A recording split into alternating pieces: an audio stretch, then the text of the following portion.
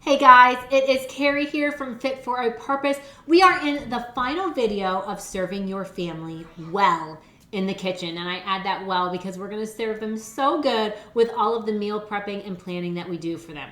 The last thing I want to go over is some budget tips that I have found so useful in my home.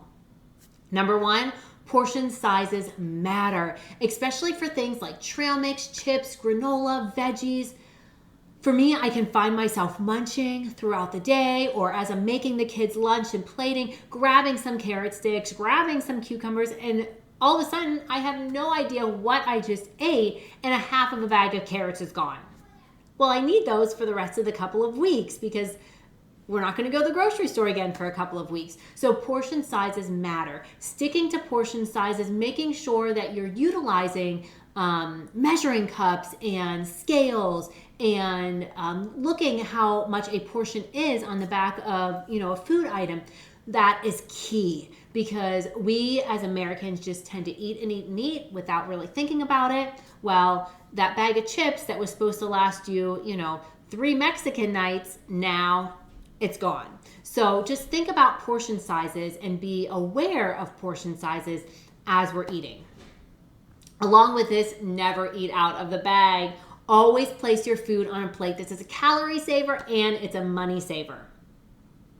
Only buy and make a couple of snacks for weeks for the kids. And I mentioned this whenever we were doing our grocery list, when I was talking about meal planning. I usually have 2 snack options for the kids for those 2 weeks. And we try not to veer from that, but it just makes things super simple in our home because everyone could want a different snack all the time, and then you're buying multiple snacks and your grocery budget's out the window. Only buy a couple of snacks a week. More options equals more money. I do very structured eating as well. So eating three meals a day, 1 or 2 snacks a day, avoid grazing. Grazing is also going to increase those calories that you have throughout the day, increase that budget because you're eating way more. So try to avoid grazing. 3 meals, 1 or 2 snacks, make it count. Make your food count.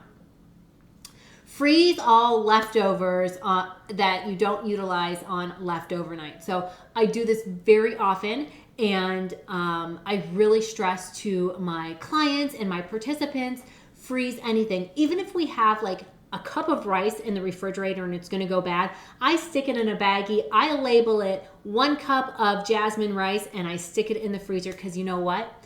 There's going to be a day where I have a casserole that I'm going to need cooked rice for, and it's already in my freezer.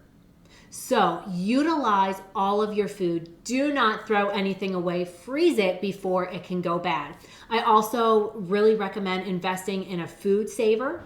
It has saved so much money for us because I will just throw whatever I need in there, label it, vacuum seal it, put it in the freezer. And like I said, when we go to meal plan and the first step in the first video was look in your pantry, look in your freezer, look in your fridge and see what you can use up. You're going to see all of those items in the freezer and you can make meals out of them. If you're a gardener, try to eat and freeze some. You can also can.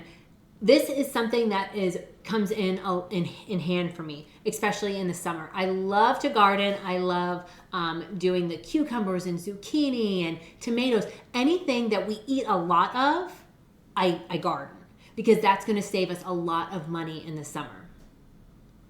I talk about this in with my clients. I call it FIFO, first in, first out.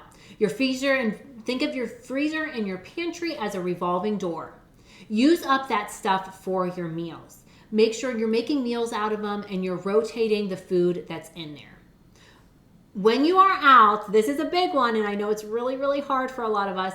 When you're out of it, you're out of it. No trips to the store. If you can stick to that until you grocery shop again, you are golden. If we run out of milk on a Wednesday and I don't go shopping till Friday, we're out of milk till Wednesday. I cannot go to the grocery store because I know in my heart I will go and I will buy lots of other stuff that we do not need. Plus, taking 5 kids into a grocery store for one item is not for me. I will not do it. So when we're out of something, we are out of it until payday. If you see something that's more expensive on sale, like organic chicken or things like that, buy it and freeze it.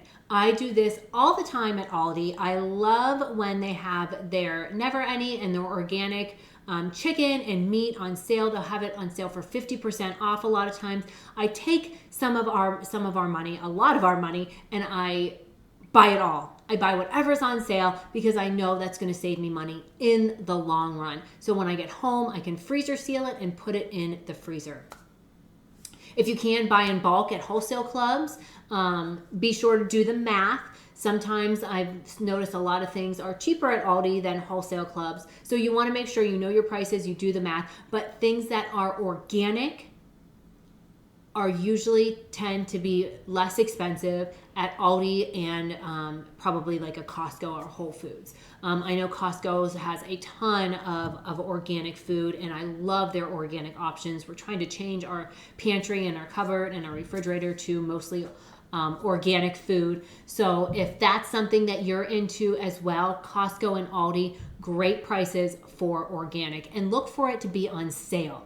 Look for those clearance items. Keep an eye out, know your ads. You can also buy what's in season too, because that's going to have more nutrients. So the fresher the food is that you're buying from markets or farmers markets, farmers stands, growing yourself, that's going to have a lot more of the nutrients than if it's not in season. Once we pick the fruit or vegetable, the nutrients tend to go down.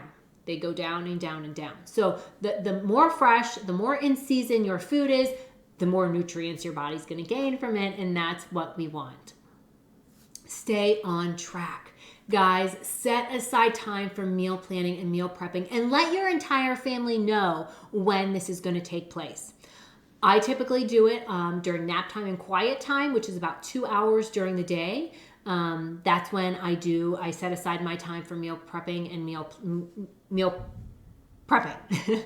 Planning I do on a different day. So when I prep, I know the day I'm going to do it. Like I said, I have my kitchen all cleaned up. I know what I'm going to make, and I get in my mind what I need to do at what time. So if Will needs rice, I need soup, we need chicken, we have a couple oatmeal bakes that I'm going to do. We might do some granola bars or some energy balls. I kind of map out what I'm going to make first. What can I make while this is cooking? Okay, well, this is cooking for 50 minutes. I can knock these out and put them in the freezer.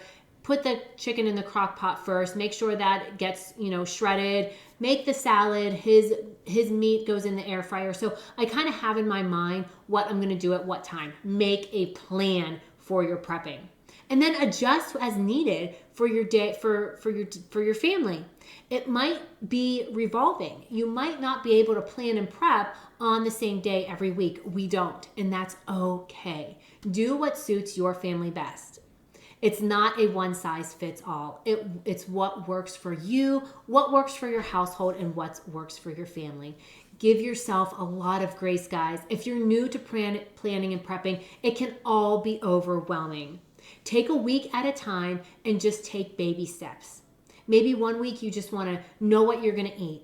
Add it to the grocery list. Then the next week you're going to prepare some fruits and vegetables and have them available. Then the next week you might make a casserole for the morning if mornings are your most stressful time of day.